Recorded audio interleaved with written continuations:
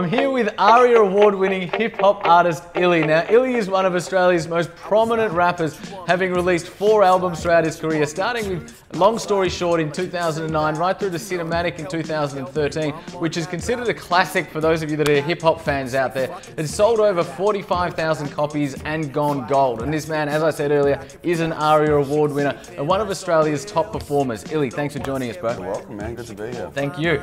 Now, man, talk to us about your story and how you ended up where you are today.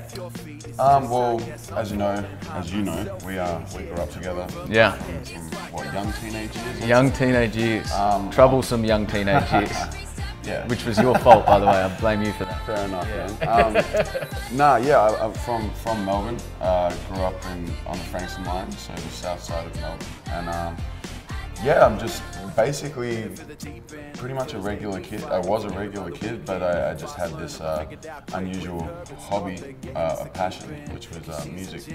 I started writing lyrics at about 13, and yeah, it was a passion that has really been with me for now going on 16, 17 years, and one that I turned from a hobby into now a full-time career, all through high school, through uni, and since it's been with me. Yeah, it's basically the biggest part of my life now. It's awesome, man. Yeah. One of the key things we often talk to our audiences about is finding what works for you and doing that unapologetically, whether it fits into a traditional stream or not. Yeah. How did you develop your passion and your talent for music, and at what point did you realize, hey, I could probably make a career out of this?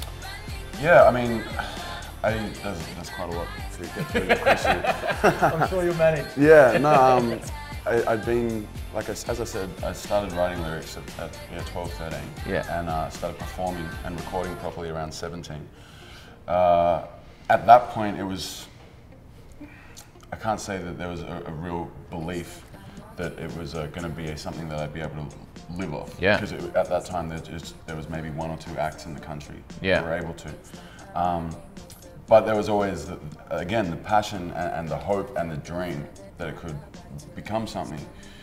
So that was 17, and I mean, I put out the first album at 23, and in those 6 years between those 2 points, I'd done a lot of shows, and the scene, the genre had expanded a bit. So I don't know if I could put an exact time on when it became this, when the idea that this could be my life really came through, but there was always a drive to see that if it was going to be possible. Yeah, I guess. Yeah, it would be hard to pinpoint that. Yeah. One of the things I find really impressive about your story, particularly in sort of early 20s, is that you did go through law school and you are, you are sort of qualified in that regard. However, disregarded that and pursued music anyway. What gave you the courage, or how did you manifest the courage to not pursue a more traditional path and take perhaps a more risky path? Sheer bloody mindedness at times, man. Yeah, I don't know. I've always had a very strong sense of self and had a very strong belief in my abilities to achieve things, even if they were ridiculous or unusual. I think when you do Australian rap, or at least when I was doing it as a kid, even to be at house parties and rapping took a little bit of balls. Yeah. So I was kind of used to having that, well, if I want to do this and people think that it's crazy, I don't care. That was kind of instilled from a very early point. So, yeah, I don't know. I think like just believing in my own abilities and getting runs on the board. I think once you see that what you're doing works, even if it's a small step, if you believe in yourself and you can sort of concentrate that into, I've done something here that's worked. Yeah. If I continue to pursue this, if I want to, I think that I can continue to have things work. And it's kind of small steps, but just focusing on the direction. I don't know if that makes sense. Totally, man, totally. Yeah. One of the interesting things you said was around, even to rap at house parties back in the day wasn't really acceptable initially, right? Wasn't the done thing. Wasn't the done thing. Yeah. So And one of the things I love about your story is it's a very similar story to that of an entrepreneur, right? And you are a bit of an entrepreneur. We'll talk about that in a minute. But in terms of going out a more risky path, probably not overly accepted and not culturally traditional. How did you deal with, and how do you deal with any sort of stigma that comes your way around the path that you've chosen? Well, there's very little stigma now because I'm too, without sounding like a dickhead, I've been too successful at what I've done for any real stigma to be attached. Amen. Yeah. So now it's water off a duck's back. Back in the day, it was exactly the same, but you just had to sort of grind through it a little bit more. How did you grind through it? Just believing in myself and loving what I was doing. Yeah. And sort of screw everyone that didn't. Yeah. I'll keep it PG. Yeah. But screw everyone that didn't want to ride with it. Yeah. It didn't matter. Yeah. Yeah. One of the things that's been really interesting with your career is, if I look at your hip hop career and your current trajectory in particular, one of the key words that comes to mind is longevity. What's been the key, do you think, to sustain success in the music business, and particularly, what teeing you up for your future success? I think the real key has been that it's always, with me, it's always been about the music. It's always been the attention or the spotlight has never interested me too much. I'm a musician first and foremost, and that has always been my priority. I think longevity is a very hard thing to have in the entertainment industry. Yeah. And a lot of it is outside of your control. Yeah. But you give yourself the best chance if you remain committed to the reason that you're there in the first place. I don't want to be a celebrity. So that has put me in the right mind state to always focus on music, to always focus on creating. And that is probably the real key to it. And then beyond that is working hard.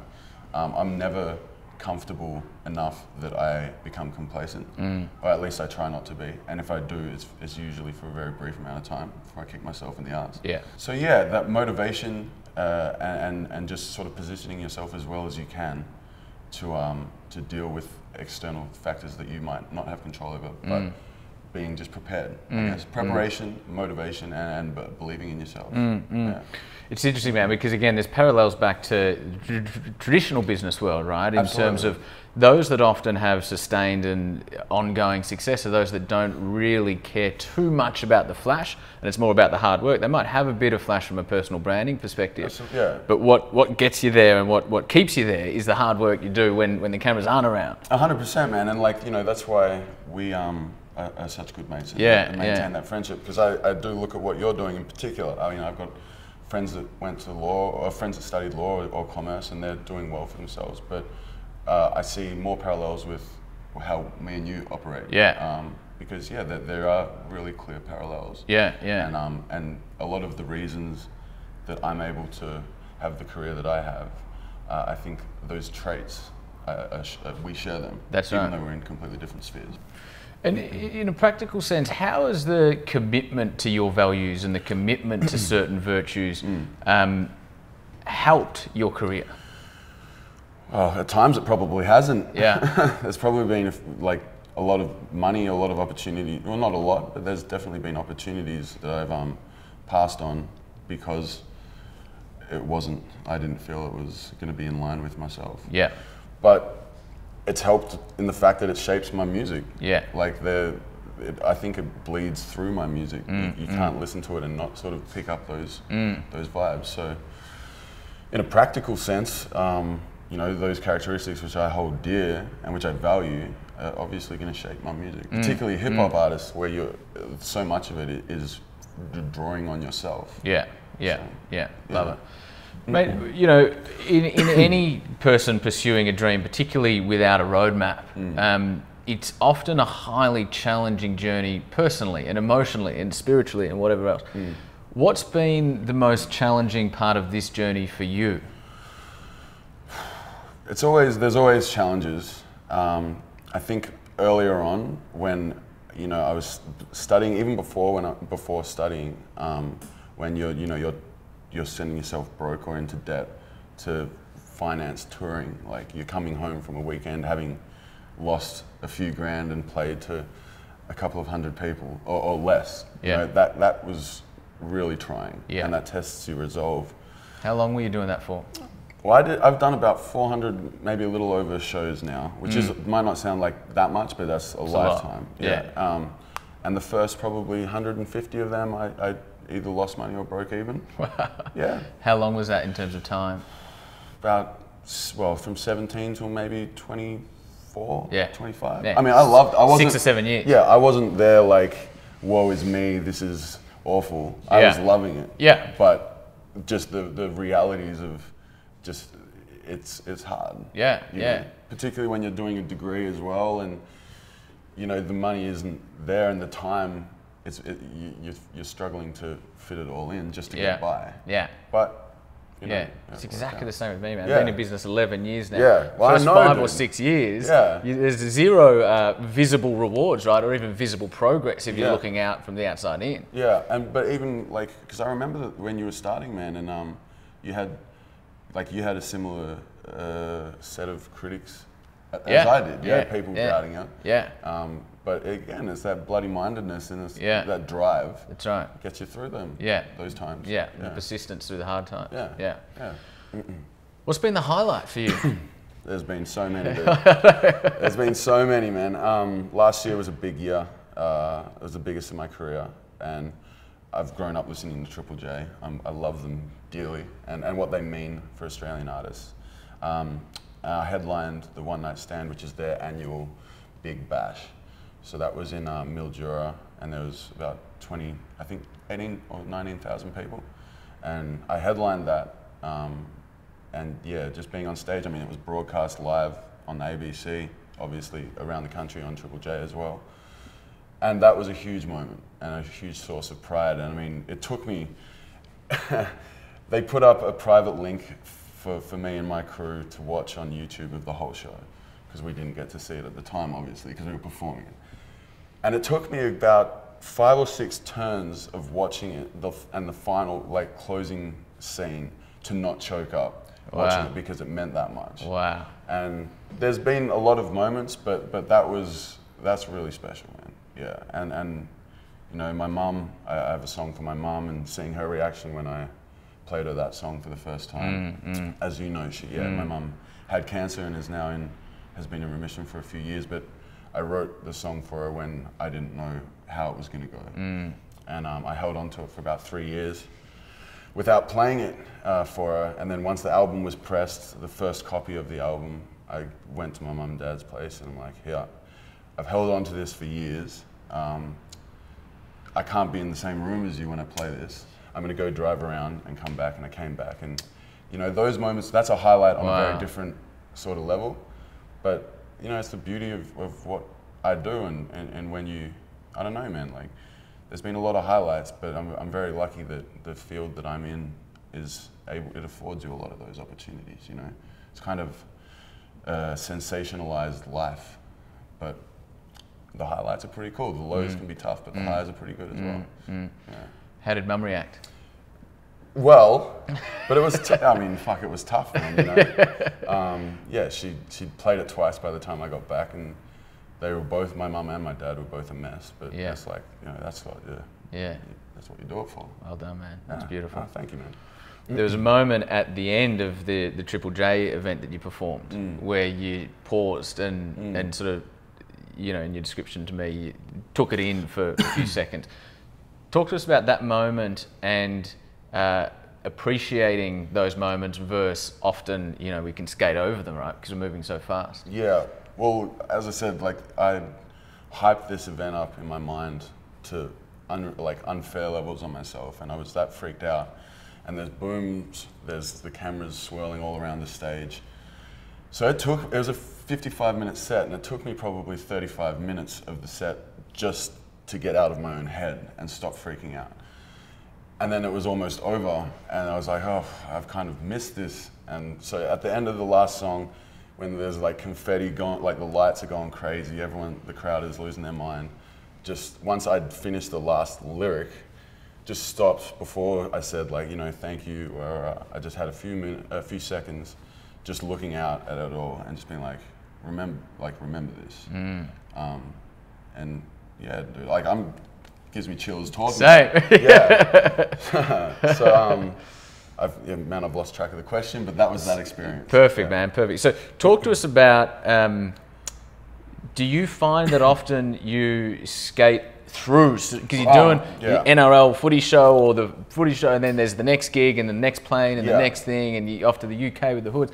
Do you find that often you don't take enough time to appreciate some of the stuff? It's hard. Like, it can be hard when you're caught up in the moment, man. And I don't think that you should appreciate the moment to the point that you don't live the moment to the, like, that you don't push it to the max. Yeah.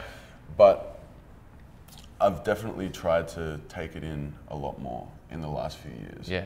A long time ago, when I was starting out, a much more successful act, I was speaking to them backstage, and I was like, you know, how do you do it? Like, you guys are killing it. And he told me, man, we are killing it, but just, you're gonna do fine. You're gonna be fine. Yeah. But just enjoy the way up, because you don't want to be at the top and have missed the whole thing. Because the whole way up is the fun.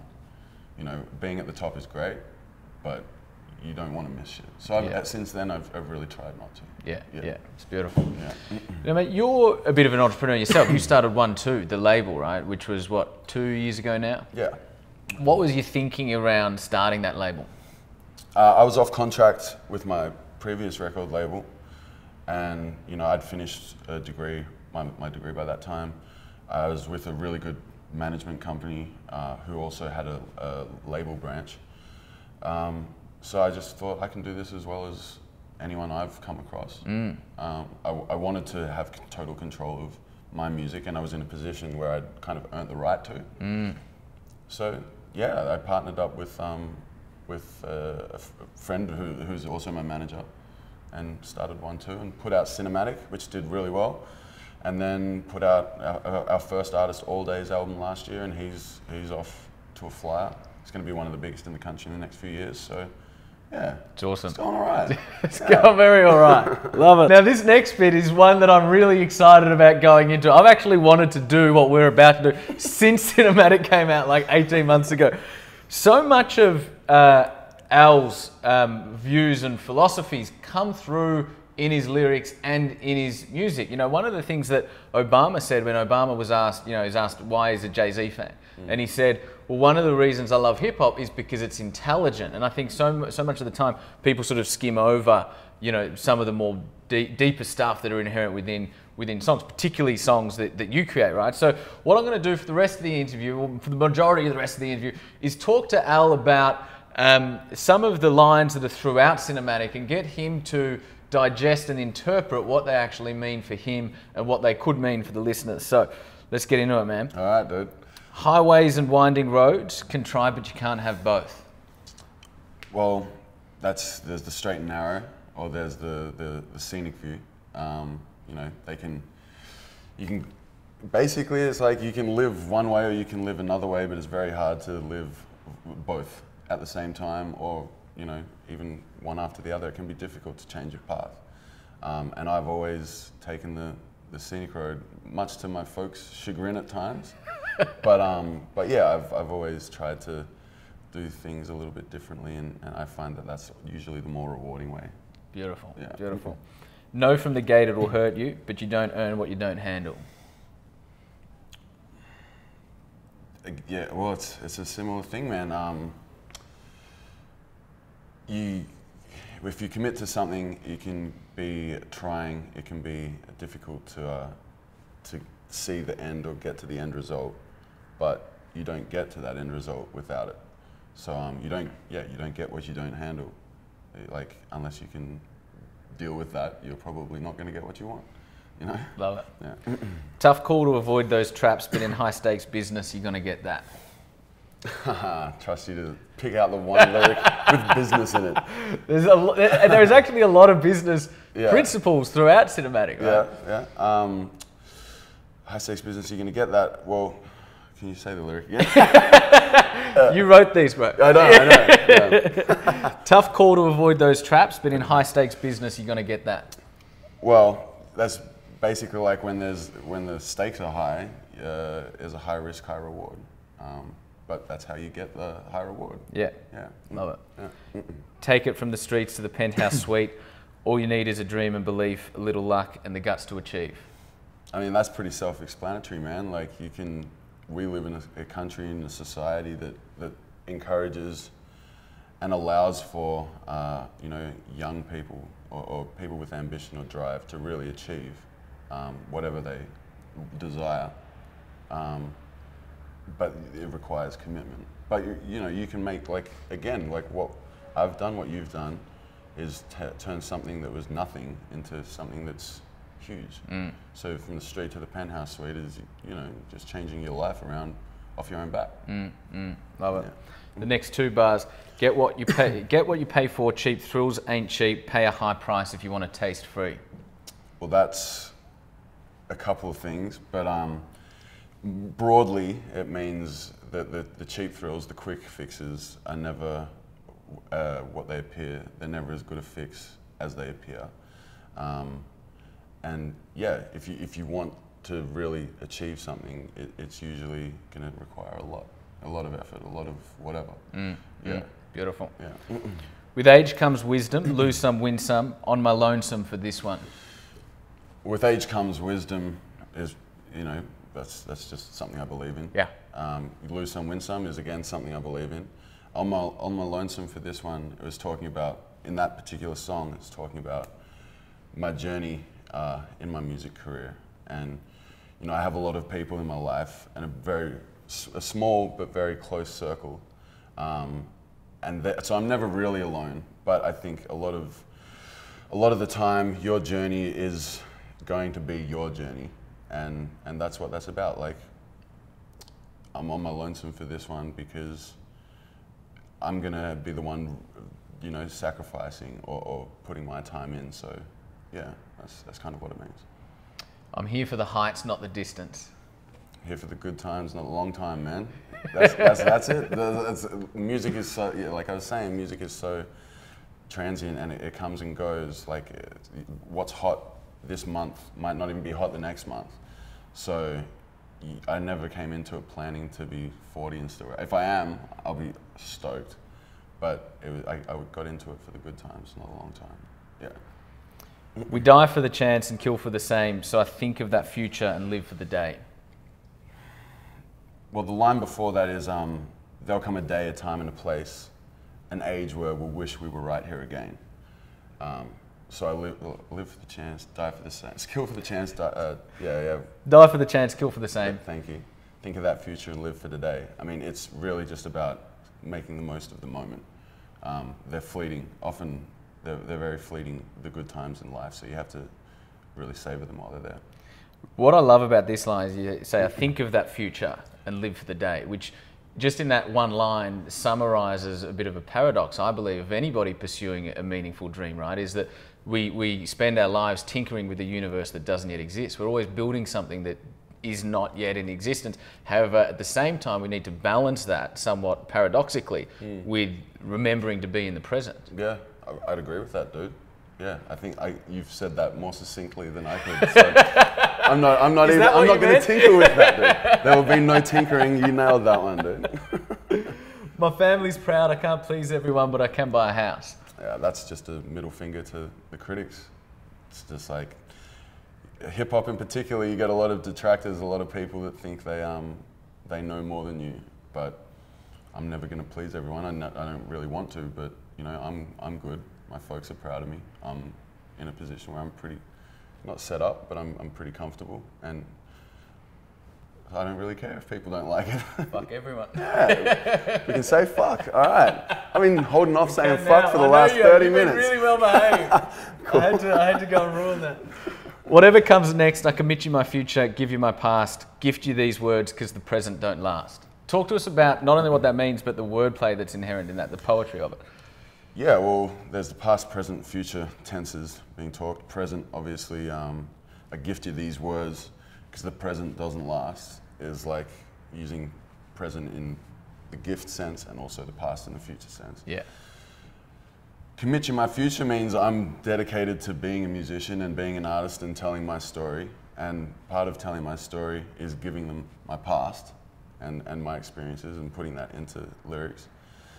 And gift you these words because the present don't last is the same thing. It's like, you know, my story and telling it and my ambitions for the future are all intrinsically linked with my music. And that's how that works. Beautiful. Yeah. New day, more extras and advances, hand in hand with more pressure, better standards. Again, that's just about the reality of life. Like when you're in a position of wanting to achieve something, when the stakes get raised, there's more to lose and there's more to win. But you know, that's part of the game, and I love that aspect. So, yeah. I'm well aware by expressing it with grandeur, and this is the next part is the one I'm interested in. I ask more questions than I answer. That was loosely about, again, criticism of what I do, and Cinematic is a very well regarded album, and it's done amazing things, and I'm extremely proud of it.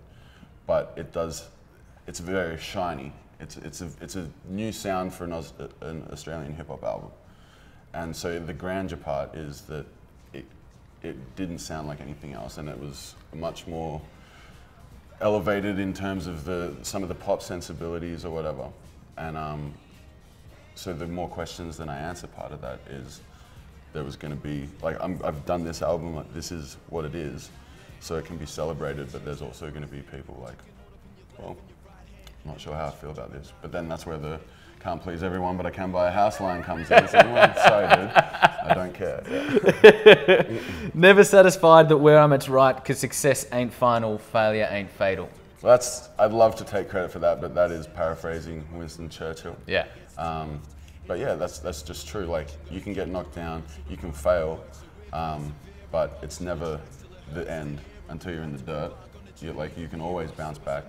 And being on top or being on a winning streak or on a hot run, that doesn't always last either without like constant diligence and constantly willing yourself to improve.